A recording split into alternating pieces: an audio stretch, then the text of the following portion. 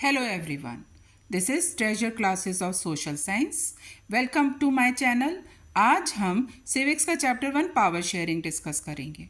तो सबसे पहले हमें ये पता होना चाहिए कि पावर शेयरिंग का क्या मतलब है।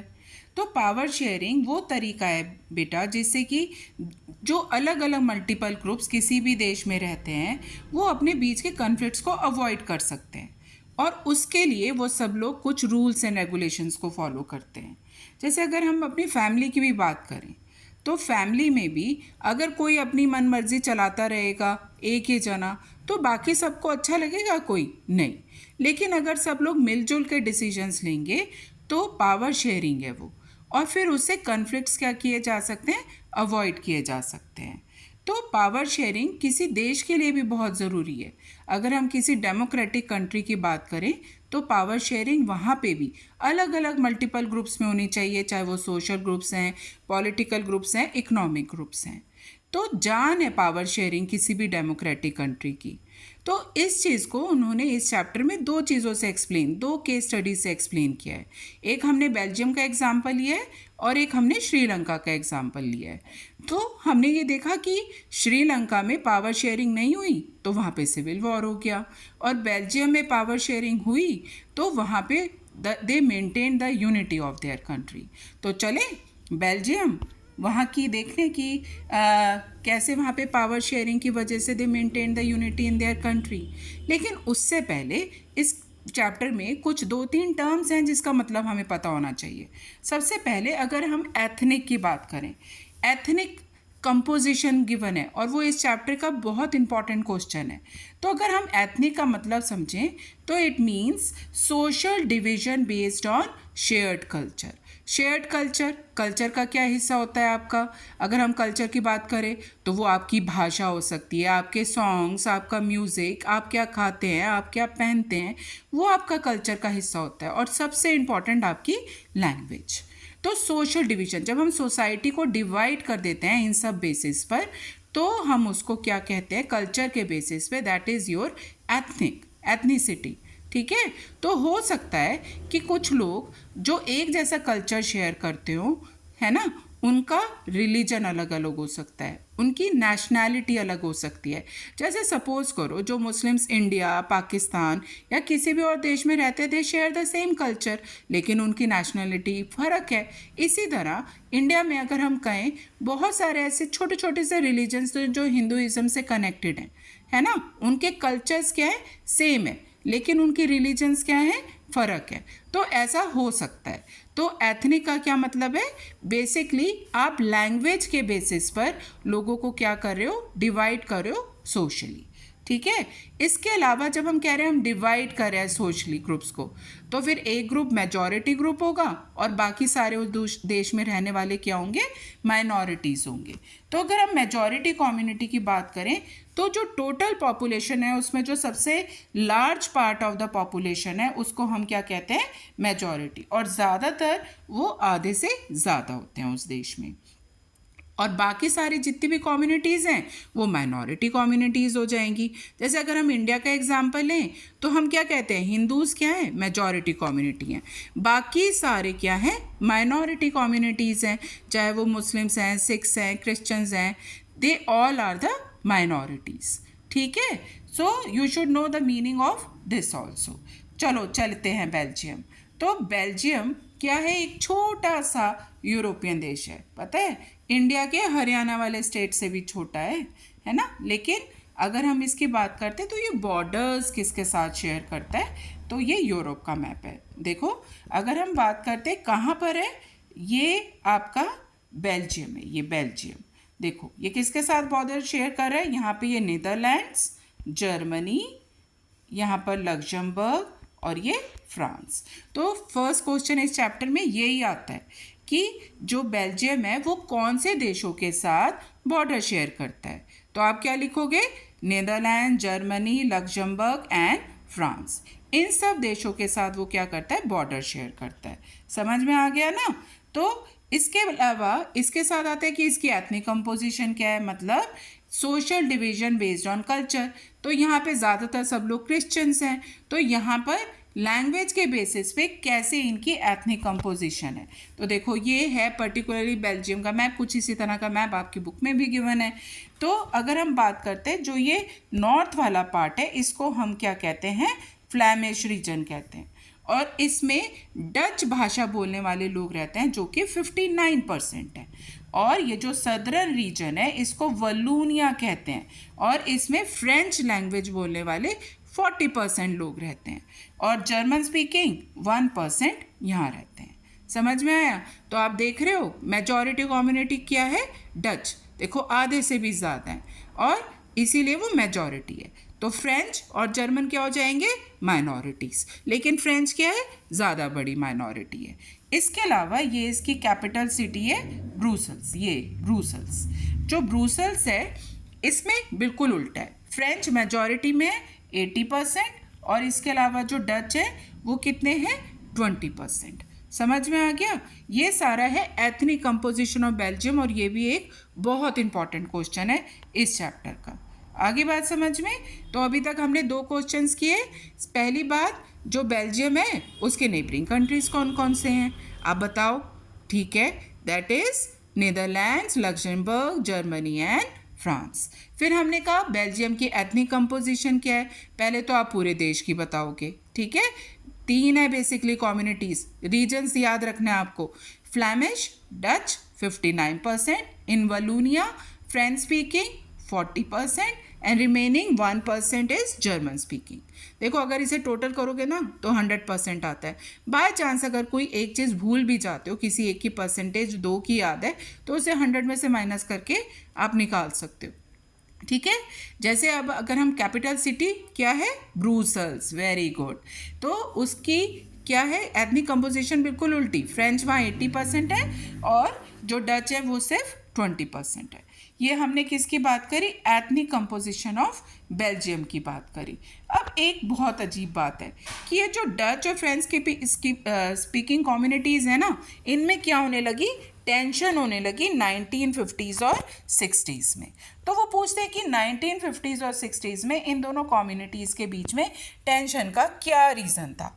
तो वो कह रहे जो फ्रेंच थे वो माइनॉरिटी थे, but they were rich and powerful. तो वो चाह रहे थे देश हमारे हिसाब से चले, भाई रिच और पावरफुल हैं, रिच और पावरफुल तो चाहेंगे कि देश उनके हिसाब से चले। दूसरी तरफ जो डच थे, they got the benefit of economic development and education much later. ठीक है, उन्होंने तरक्की बाद में करी, लेकिन वो तो चाहेंगे ना कि हम मेजॉरिटी है, देश हमारे हिसाब से चले। तो इन दोनों के बीच में लड़ाई झगड़े होने लगे थे 1950s और 60s में। और जो ये टेंशन थी ना और ज़्यादा एक्यूट थी कैपिटल सिटी ब्रुसेल्स में। तो वहाँ ज़्यादा एक्यूट क्यों थी, क्योंकि अगर हम बात करें जो डच हैं वो पूरे देश में क्या थे, मेजॉरिटी, लेकिन कैपिटल में क्या थे, माइनॉरिटी। इसीलिए दोनों कम्युनिटीज़ के बीच में जो टेंशन थी ज़्यादा एक्यूट थी कैपिटल सिटी ऑफ ब्रुसेल्स में। तो आपके पास थर्ड यही क्वेश्चन आता है कि दोनों कम्युनिटीज़ के बीच में टेंशन का क्या रीज़न था 1950s और 60s में, और ये टेंशन ज़्यादा एक्यूट क्यों थी कैपिटल सिटी ऑफ ब्रुसेल्स में। तो खाली कैपिटल सिटी का भी अगर 3 मार्क्स का आता है तो पहले वाले दोनों जो पॉइंट्स हैं हम इसमें ऐड ऑन कर देंगे। ठीक है, ये एक बहुत इंपॉर्टेंट क्वेश्चन है और आपको आना चाहिए। अब हम बात करेंगे दूसरे देश श्रीलंका की, है ना। इंडिया का एक नेबरिंग आइलैंड नेबरिंग कंट्री है, हमने ये 9th में इंडिया साइज लोकेशन में पढ़ा था। ठीक है, तो अब हम श्रीलंका की बात करेंगे।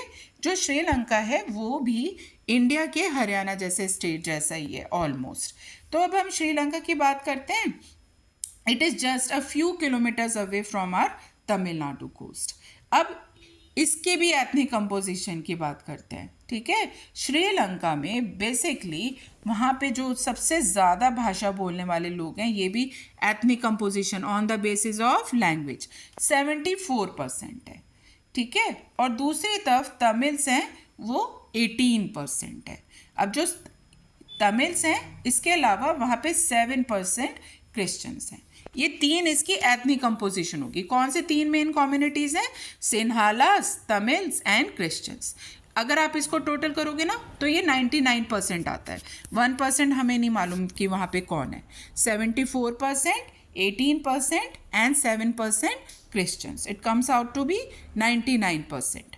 ठीक है, तो एक तो ये हो गया कि इनकी एथनिक कंपोजिशन क्या है. अगर हम इनके बात करते हैं, जो ये तमिल्स है ना, इसके दो सब ग्रुप्स हैं. Two sub groups of Tamils are Indian Tamils and Sri Lankan Tamils. Sri Lankan Tamils and Indian Tamils. जो श्रीलंकन तमिल्स हैं, they are the Tamil natives of the country. तो एक बार ये वाला क्वेश्चन भी बोर्ड में आया था, what are the two sub groups of Tamils in Sri Lanka. That is Sri Lankan Tamils and Indian Tamils. Sri Lankan Tamils are the natives of the country, और जो इंडियन तमिल्स हैं, उनके forefathers came to work as plantation workers during the colonial period. जब Britishers India पे rule करते थे, तब बहुत सारे लोग इंडिया से श्रीलंका प्लांटेशंस पे काम करने के लिए गए थे. तो उनके जो फोर फादर्स हैं वहीं रह गए थे. तो वो कौन है? इंडियन तमिल्स हैं. तो हमने क्या कहा था कि जो टोटल तमिल्स हैं वो 18% हैं. तो उसमें से जो 13% है वो श्रीलंकन तमिल्स हैं. तो ऑब्वियसली जो रिमेनिंग आपके 5% हैं वो कौन हो जाएंगे? इंडियन तमिल्स हो जाएंगे. तो ये दो सब ग्रुप्स थे. अब हम इनकी रिलीजन की बात करते हैं. देखो, हम लोग अभी क्या बात कर रहे हैं? हम श्रीलंका में बात कर रहे हैं. सिन्हालास हैं, तमिल्स हैं और क्रिश्चियंस हैं. तमिल्स के दो सब ग्रुप्स हैं, श्रीलंकन तमिल्स और इंडियन तमिल्स, है ना. श्रीलंकन तमिल्स कितने हैं? 74%. तमिल्स कितने हैं? 18%. और क्रिश्चियंस कितने हैं? 7%. अब हम इनकी रिलीजन्स की बात करेंगे. ठीक है, रिलीजन्स की अगर हम बात करते हैं, जो सिन्हालास हैं वो क्या प्रैक्टिस करते हैं? बुद्धिज़्म.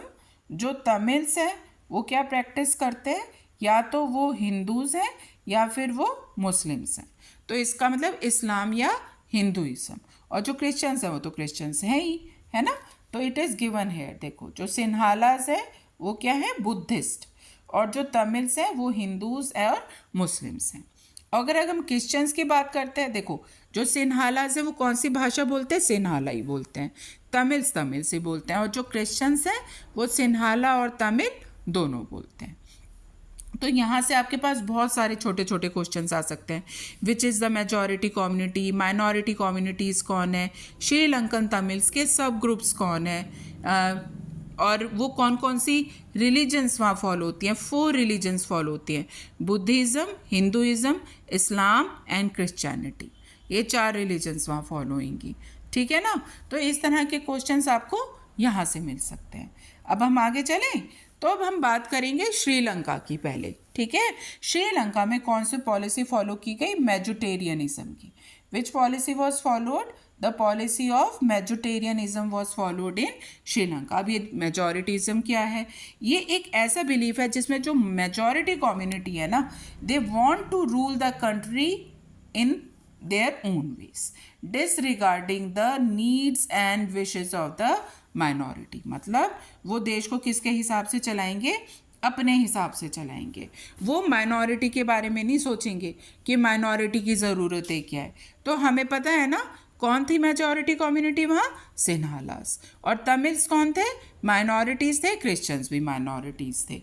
तो जो श्रीलंका है, अगर हम उसकी बात करें तो वो इंडिपेंडेंट हुआ था 1948. कब इंडिपेंडेंट हुआ था? ये जैसे 1 मार्क के MCQs में कोई पूछ सकता है कि कब इंडिपेंडेंट हुआ था. 1948 में उसने इंडिपेंडेंस गेन की थी. अब जो सिन्हाला थे, नेचुरल है, मेजॉरिटी में थे, तो उन्होंने गवर्नमेंट फॉर्म करी. अब जब गवर्नमेंट फॉर्म हो गई, अब उन्हें लगा कि देश तो भाई हम अपने हिसाब से चलाएंगे, हम तो नहीं सुनेंगे तमिल्स और क्रिश्चियंस की.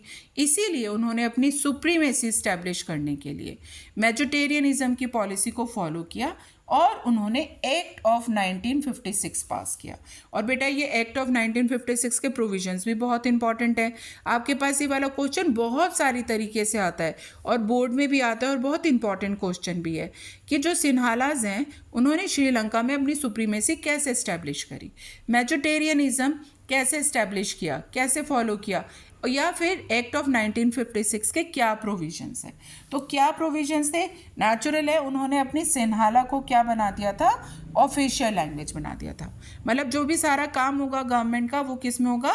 सिन्हाला में होगा. ठीक है, इस और तमिल को बिल्कुल साइड कर दिया. इसके अलावा उन्होंने जितने भी गवर्नमेंट जॉब्स थी या यूनिवर्सिटीज़ में, मतलब पढ़ाई लिखाई में भी सिर्फ सिन्हाला एप्लीकेंट्स को फेवर किया. और तीसरा प्रोविजन है they just protected and fostered their own religion, that was Buddhism. तो these are the 3 points of the act of 1956। ये 1956 के 3 प्रोविजंस हैं और आपको बहुत इंपॉर्टेंटली ये तीनों याद होने चाहिए, ठीक है। तो इस वजह से अब देखो, जब उन्होंने ये वाली पॉलिसीज़ फॉलो करी तो अब कैसा लगेगा जो तमिल्स हैं। बेसिकली पता है आपको वहाँ पे एक जो कन्फ्लिक्ट हुआ वो किसके बीच में हुआ था, that was between the Sri Lankan Tamils and Sinhalese. ये दोनों कम्युनिटीज़ के बीच में ज़्यादा टेंशन थी, तो इसकी वजह से इतनी टेंशन बढ़ गई थी कि वहाँ पे सिविल वॉर हो गया था। तो पहले हम देख लेते हैं what do you mean by civil war. ये देख लो कि किस तरह की कंडीशन है। तो सिविल वॉर एक वायलेंट कन्फ्लिक्ट होता है between the opposing groups within a country that it becomes so intense that it appears like a war in the country, कि देश के विदिन लोगों के बीच में इतने कन्फ्लिक्ट्स बढ़ गए कि वॉर जैसी कंडीशन हो जाती है। तो श्रीलंका में ऐसा क्यों हुआ, देख लो। हमने पहले ही देखा कि जो सिन्हालास हैं किस तरह की पॉलिसी फॉलो कर रहे थे, मैजिटेरियनिज्म की। अगर आप किसी को अपनी मन मर्जी से चलाते रहोगे तो एक टाइम तो आएगा ना कि दूसरा बंदा रिवोल्ट करेगा, प्रोटेस्ट करेगा, भाई मुझे भी मेरे हक दो। यही हुआ श्रीलंका में। जो श्रीलंकन तमिल, सब अगर आपके पास आता है ना कि किन के बीच में मेन कन्फ्लिक्ट था, तो that was between Sinhalese and Sri Lankan Tamils, ठीक है। ना तो इंडियन तमिल्स, ना ही क्रिश्चियंस, या फिर ना ही सिर्फ Tamils, Sri Lankan Tamils and Sinhalese. तो इसकी वजह से, जैसे उन्होंने एक्ट ऑफ 1956 पास किया था ना, तो इसकी वजह से अगर हम कहते हैं कि फीलिंग ऑफ एलियनेशन इंक्रीज हो गई थी श्रीलंकन तमिल्स में। क्यों? ना तो उन्हें कोई पॉलिटिकल राइट्स मिल रहे थे, है ना तो उन्हें जॉब और एजुकेशन में कोई इक्वल अपॉर्चुनिटीज़ मिल रही थी। तो उन्हें लग रहा था कि उनके इंटरेस्ट का तो गवर्नमेंट सरकार ध्यान ही नहीं रख रही है, तो फिर किस तरह की डेमोक्रेटिक गवर्नमेंट है, उसे तो सबका ध्यान रखना चाहिए ना। तो इसलिए जो श्रीलंकन तमिल्स है ना, उन्होंने क्या करना शुरू कर दिया, उन्होंने बहुत सारी पार्टीज़ बनाई और स्ट्रगल्स लॉन्च करने शुरू कर दिए। उन्होंने 3 डिमांड्स मांगी कि सिन्हाला के साथ साथ तमिल को भी क्या बना दिया जाए, ऑफिशियल लैंग्वेज बना दिया जाए। इसके अलावा उन्हें क्या मिले, रीजनल ऑटोनॉमी मिले और उनको इक्वल अपॉर्चुनिटीज़ मिले जॉब्स और एजुकेशन में भी। तो अगर आपके पास आए what were the 3 demands of Sri Lankan Tamils, तो ये सबसे पहले ये वाला पॉइंट आएगा कि उनकी क्या 3 डिमांड्स थी। फिर आप कहोगे कि मैम ये रीजनल ऑटोनॉमी का क्या मतलब है। रीजनल ऑटोनॉमी का मतलब होता है बेटा, जिस एरिया में आप रहते हो ना, जिस एरिया में आपकी पॉपुलेशन ज़्यादा है, तो आप चाहोगे कि उस एरिया में आप अपने हिसाब से रूल कर सको। तो अगर हम बात, ये वाला जो पार्ट है ना श्रीलंका का, ये वाला हिस्सा north and east part of Sri Lanka, यहाँ पे ज़्यादातर श्रीलंकन तमिल्स रहते थे। तो वो चाहते थे कि इस एरिया पे उनको मतलब रीजनल ऑटोनॉमी का मतलब सेल्फ रूल के हिसाब से मिल जाए, मतलब वो खुद रूल कर पाए, क्योंकि उनके इस एरिया में क्या है, पॉपुलेशन ज़्यादा है। तो वो ये चाह रहे थे रीजनल ऑटोनॉमी। आगे बात समझ में? तो हम यही बात डिस्कस कर रहे थे कि क्या 3 मेन डिमांड्स थी श्रीलंकन तमिल्स की, कि सिन्हाला के साथ साथ वो ये कहते सिन्हाला को रखो ऑफिशियल लैंग्वेज, लेकिन हमारी भाषा को भी तो बनाओ ना। हम लोग को अगर ऑफिशियल वर्क करना है, हम कहाँ जाएं, तो तमिल को भी आप ऑफिशियल लैंग्वेज बनाओ, ठीक है। रीजनल ऑटोनॉमी दे दो नॉर्थ ईस्टर्न पार्ट में। और तीसरी चीज़ कि उनको जॉब्स और एजुकेशन में भी इक्वल अपॉर्चुनिटीज़ मिलनी चाहिए। तो क्या लगता है तुम्हें, सिन्हालास ने उनकी डिमांड पूरी की होगी? भाई 74% थे, उन्होंने कहा नहीं भाई हम नहीं सुनते तुम्हारी बात। उनकी डिमांड्स को वो लगातार डिनाई करते रहे।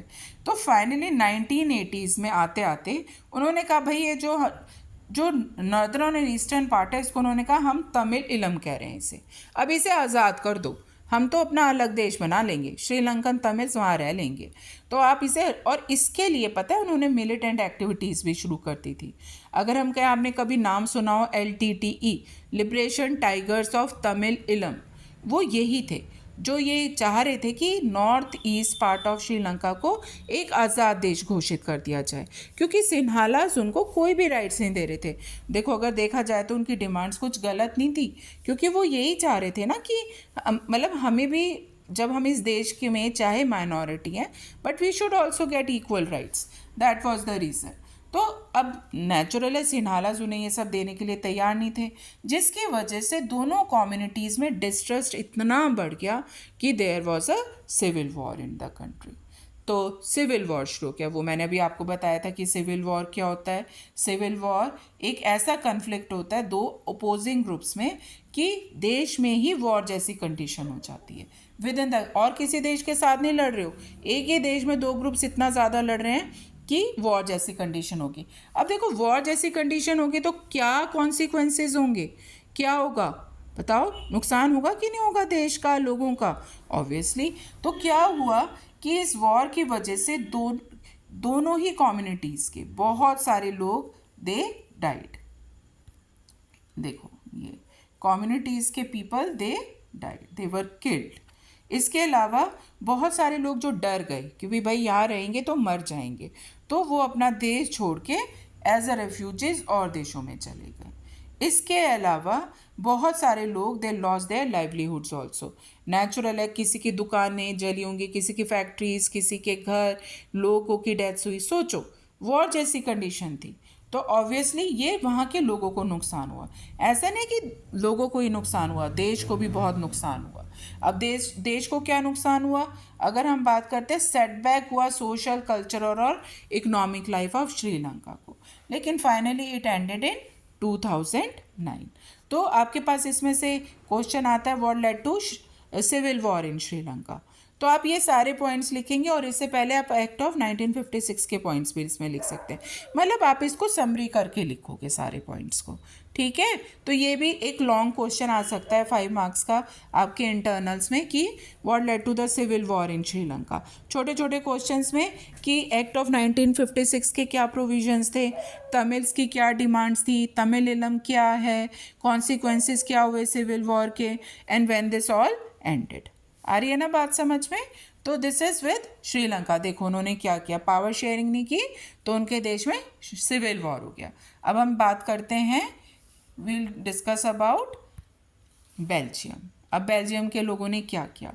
अब बेल्जियम के लोग बहुत समझदार थे, they followed the policy of accommodation. Accommodation का मतलब निगोसिएशन करना, एक दूसरे के इंटरेस्ट की रेस्पेक्ट करना, ठीक है। तो इन्होंने कैसे फॉलो किया ये, अगर हम ये देखो, उन्होंने अपने कॉन्स्टिट्यूशन को बार बार अमेंड किया 1970 से लेकर 1993 के बीच में, इनफैक्ट 4 टाइम्स अमेंड किया। तो अगर आपके पास पता है, ये भी एक बार क्वेश्चन आया था कि how many times they amended their constitution. They amended their constitution 4 times between 1970 to 1993। तो अब ये जो उन्होंने कैसे अकोमोडेट किया, इस वाली पॉलिसी को हम क्या कह देते हैं, elements of the Belgian model. That is what are the elements of Belgian model, क्या पॉइंट्स हैं, किस तरह से उन्होंने एकोमोडेशन किया।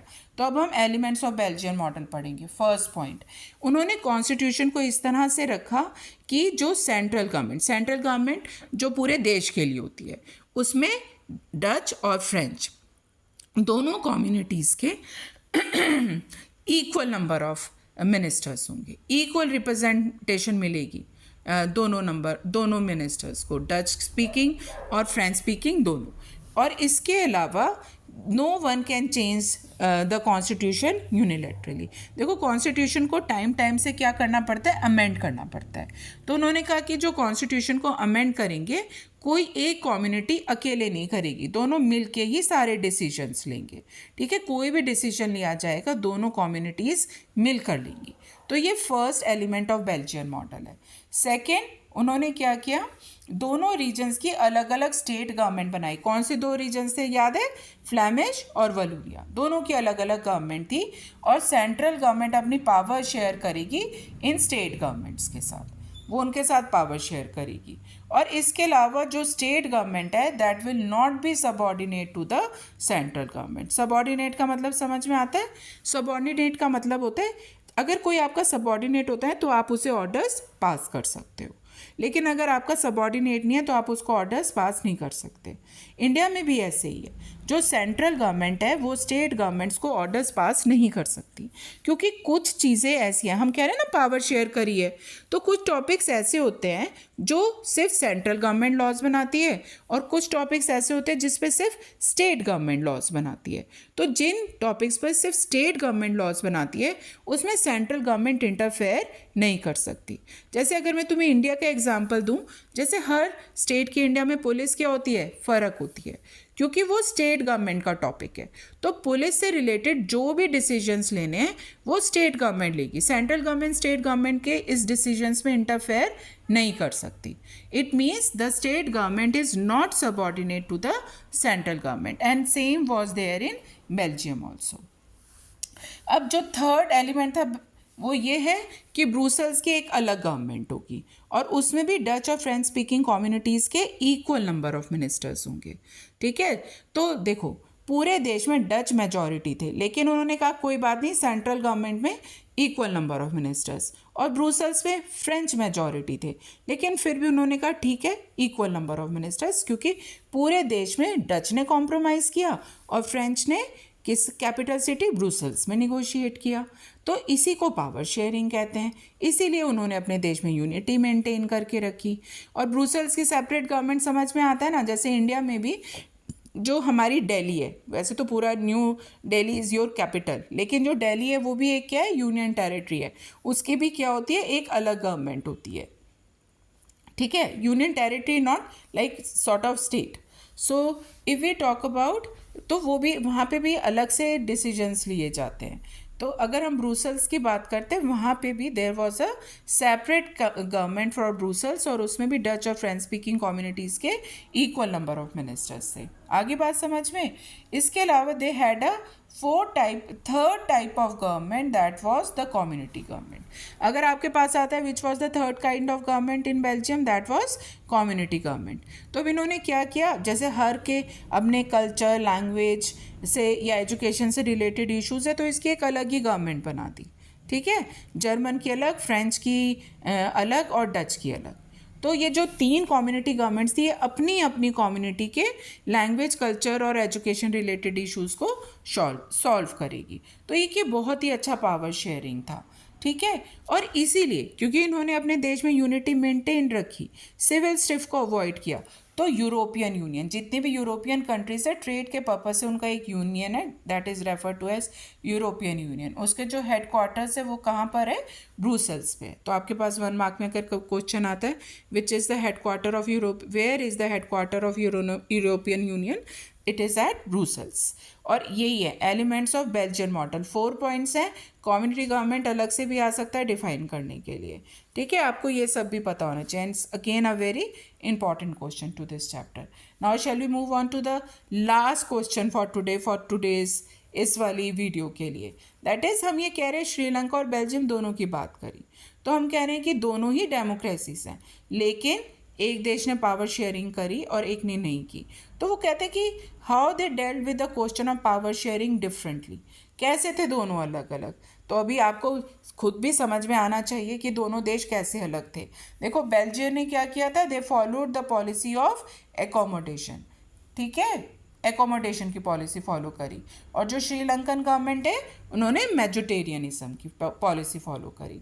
तो बेल्जियम लीडर्स हैं, उन्होंने पावर को शेयर किया कॉन्स्टिट्यूएंट यूनिट्स के साथ। जो इस तरह की गवर्नमेंट को क्या कहते हैं, फेडरल गवर्नमेंट कहते हैं, फेडरल सिस्टम। ये हमारा जो नेक्स्ट चैप्टर है ना, फेडरलिज्म पूरा इस पे ही बेस्ड है। और श्रीलंका में सेंट्रल गवर्नमेंट ने सारी पावर्स अपने पास रखी, दैट इज़ यूनिटरी गवर्नमेंट थी वहाँ पर। इसके अलावा जो बेल्जियम है उन्होंने सिविल स्टिफ को अवॉइड किया और दूसरे जितने भी दूसरे इंटरेस्ट हैं, ये हमने अभी ऊपर भी किया था, उनकी रेस्पेक्ट की। लेकिन वहाँ पर श्रीलंका में क्या किया उन्होंने, मेजोटेरियनिज्म की पॉलिसी फॉलो कर कर सिविल वॉर कर लिया अपने देश में। तो बेटा ये भी एक कॉम्पिटेंसी बेस्ड क्वेश्चन है, तो ये भी आपको आना चाहिए। ये 3 पॉइंट्स हैं, आप इसको 4-5 में भी बना के लिख सकते हो, लेकिन 3 these are the most important points. मुझे लगता है, आई होप आपको मेरी वीडियो पसंद आई होगी। अगर पसंद आई तो please like, share and subscribe my channel. Bye for now.